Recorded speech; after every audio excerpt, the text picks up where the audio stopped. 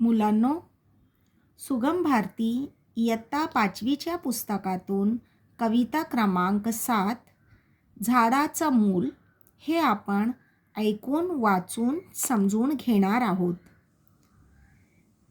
याचे कवी श.ल. नाईक आहे. आपल्या मातृभाषा उर्दूमध्ये मी तुम्हाला कवितेचा अर्थ सांगण्याचा प्रयत्न करते. समजून घ्या.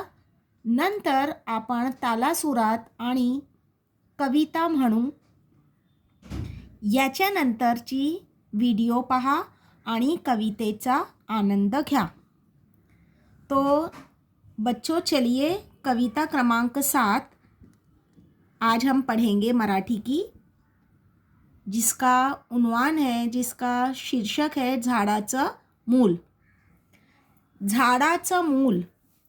झाड़ यानी दरख्त और मूल यानी बच्चा, दरख्त का बच्चा. डोळे उघडून म्हणाला फूल, झाडाचं मी आहे मूल.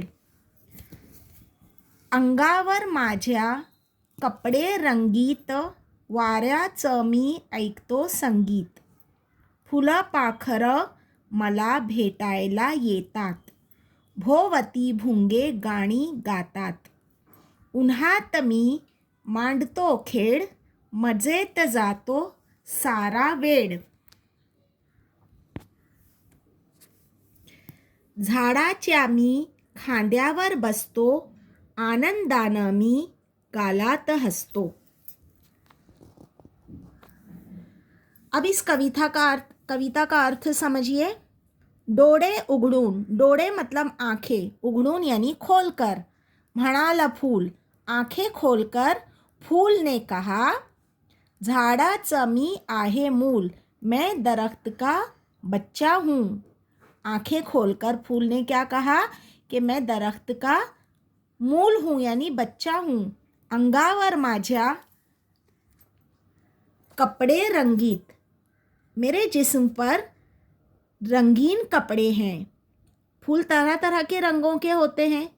हाँ, तो फूल कह रहा है कि मेरे जिस्म पर रंगीन कपडे है. फूल म्हणतो की माझ्या अंगावर रंगीत कपडे आहेत, वेगवेगळ्या रंगांची फूल असतात. वाऱ्याचं मी ऐकतो संगीत, मैं हवा का गीत मौसीकी सुनता हूँ. मैं हवा की मौसीकी सुनता हूँ. हवा जब चलती है तेज़ी से तो एक तरह की आवाज़ आती है. तो फूल कह रहा है कि मैं हवा का संगीत यानी हवा की मौसीकी सुनता हूँ, ऐकतो. फुलं पाखरं मला भेटायला येतात. फुलं पाखरं यानी तितलियाँ, मला मुझे भेटायला येतात, मिलने के लिए आती हैं. मुझसे तितलियाँ मिलने के लिए आती हैं. भोवती भुंगे गाणी गातात, और आसपास में, भोवती मतलब अतराफ में, भौरे गाना गाते हैं.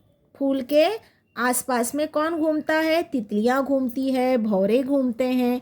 तो फूल कह रहा है कि मुझसे तितलियाँ मिलने आती हैं और भौरे मेरे आसपास में गाना गाते हैं. उन्हात मी मांडतो खेळ, धूप में मैं खेल खेलता हूँ. जब धूप निकलती है तब फूल खेलता है. मजेत जातो सारा वेळ, और उसका सारा वक्त बड़े ही मज़े में जाता है. मजेत जातो सारा वेळ यानी उसका वक्त बड़े ही मज़े में गुजरता है. झाडाच्या मी खांद्यावर बसतो, मैं दरख्त के कंधे पर बैठता हूँ. खांद्यावर मतलब कंधे पर. अब दरख्त का कोई कंधा नहीं होता, तो गोया के दरख्त की जो शाखें होती है वही फूल होता है. यानी फूल देखा जाए तो फूल दरख्त पर नहीं बल्कि पौधे पर खिलता है, तो पौधे की टहनियों पर और शाखों पर वो बैठता है, ये उसका कहना है. आनंदात मी गालात हंसतो, और खुशी से मैं हंसता हूँ. तो कविता का अर्थ आपको अच्छे से समझ में आ गया होगा बच्चों. अब इसके बाद वाली वीडियो ज़रूर देखिए, इसमें मैं इसकी ट्यून आपको बताऊंगी. हाँ, तालासुरात आपण कविता म्हणूया.